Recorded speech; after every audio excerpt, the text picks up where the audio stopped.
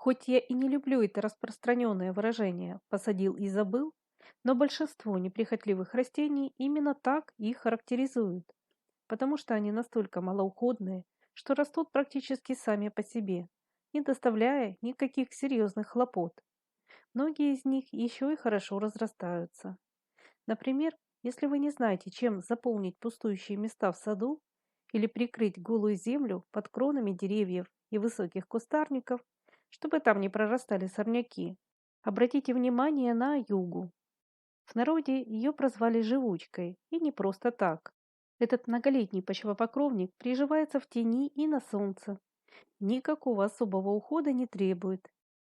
Если вам потребуется посадки живучки проредить и удалить ее лишнюю поросль, сделать это очень легко.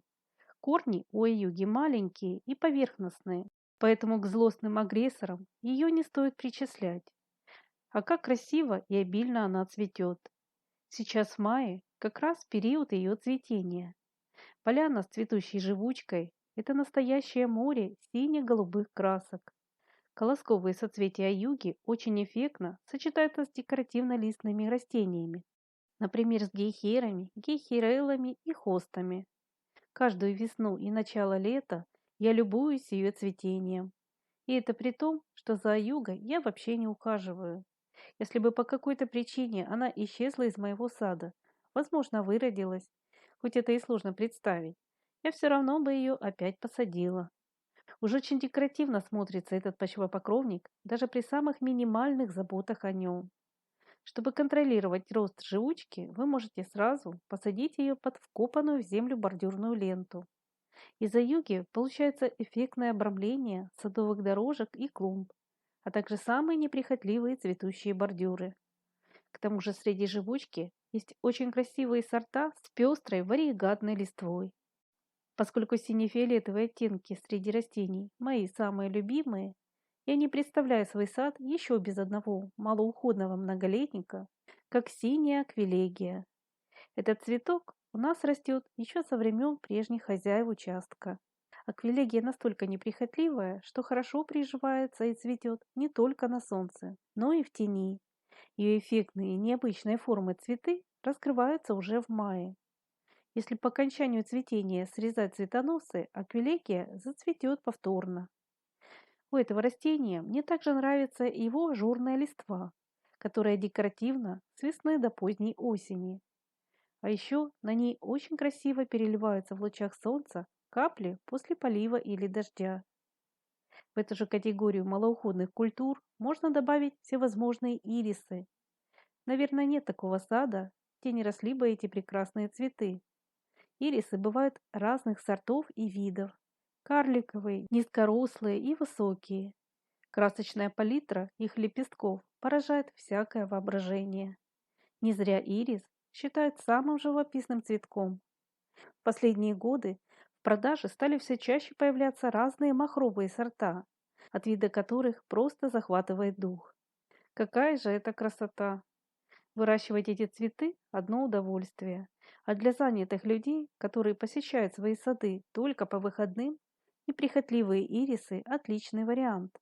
Мне кажется, что с ними справится каждый, даже самый неопытный садовод. А тем, кто считает, что у этого цветка слишком короткий период цветения, хочу сообщить, что среди ирисов сибирских есть ремонтантные сорта, которые зацветают повторно в августе.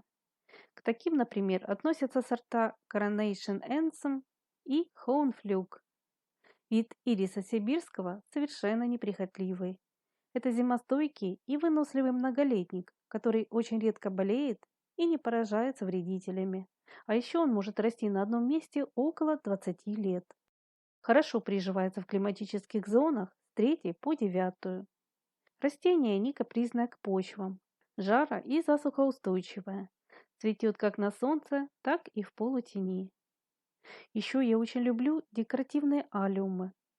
Эти луковичные многолетники растут в моем саду сами по себе. Очень украшают сад в мае и в начале лета. Есть сорта с довольно крупными соцветиями шарами, диаметр которых составляет около 20 сантиметров. Но даже обычные алиумы способны преобразить любой уголок сада. особенно в массовой посадке.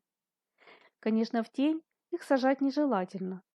Высокие цветоносы декоративного лука с их эффектными сиреневыми головками динамично покачиваются на ветру. И очень забавно наблюдать, как над ними постоянно суетятся бабочки и пчелы. После того, как соцветия отцветут, они остаются по-своему декоративными. Кстати, их можно использовать для составления сухих зимних букетов. Еще одно растение, которое у нас в последние годы стало очень популярным, это древовидный пион. Сейчас многие желают приобрести в свой сад этот эффектный, с крупными цветами кустарник. Родиной пиона считается Китай и Япония. Возможно, у кого-то есть определенные сложности по выращиванию этого растения, но капризным его уж точно не назовешь.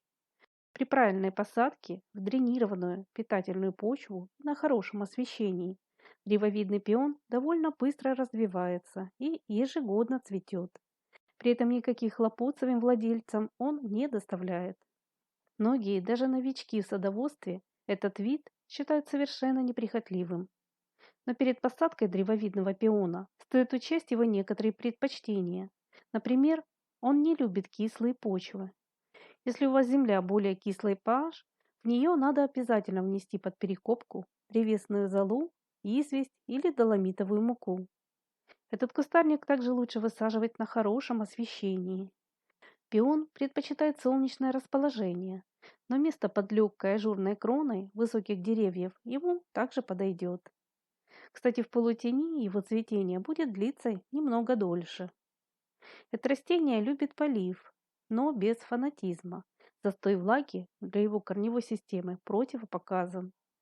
В тени его нет смысла выращивать, так как там он будет иметь лишь раскидистую крону с ажурной листвой, но без цветов. Также учитывайте, что в северных регионах с суровыми бесснежными зимами этот кустарник может подмерзать. Хотя многие опытные садоводы утверждают, что зимостойкость древовидного пиона такая же, как и у травянистого вида. Самое главное, чтобы растение хорошо перезимовало первые 2 года. Это растение может стать настоящим украшением и акцентом в вашем саду. Такого эффектного цветения, как у древовидного пиона, надо еще поискать. Его цветы крупные, до 20 сантиметров в диаметре. Окраска лепестков может быть самой разной и даже двуцветной. Причем, чем старше куст, тем роскошнее его цветение. Но все-таки для очень маленьких участков этот кустарник, скорее всего, не подойдет, так как его раскидистая крона с годами потребует определенного свободного места. Но если вы найдете для него подходящий уголок в вашем саду, будьте уверены, что красотой этого растения вы сможете наслаждаться очень долгие годы. И не только вы, но и ваши дети и даже внуки. Древовидный пион относится к долгожителям. В Китае и Японии есть немало экземпляров с возрастом около 500 лет. К эффектным неприхотливым кустарникам, которые будут украшать ваш участок не только цветением, но и своей листвой, относится калина гордовина сорта ауреум. Листья этого декоративного вида калины крупные, с характерной морщинистой фактурой и имеет насыщенную золотистую окраску. Такое яркое растение просто невозможно не заметить в саду. Кустарник очень выносливый, хорошо приживается даже на бедной почве. Растет на солнце и в притенении. Без укрытия зимует на территориях, начиная с 4-й климатической зоны. Калина гордовина имеет среднюю скорость роста. Ее годовой прирост составляет около 15-20 сантиметров. Растение устойчивое к временной засухе и не требует своевременного полива. Отлично поддаются стрижке, поэтому его крону вы сможете формировать как вам угодно. Такой декоративный кустарник даже при минимальном уходе сможет украсить ваш сад на долгие месяцы, начиная с весны до стойких осенних холодов. А какие еще неприхотливые растения вы можете посоветовать для создания малоуходного сада? Не забывайте подписываться на наш канал. Делитесь своим опытом и наблюдениями в комментариях. А если это видео было вам интересным, не забудьте, пожалуйста, поддержать нас своим лайком. И до следующих видео в нашем добром саду.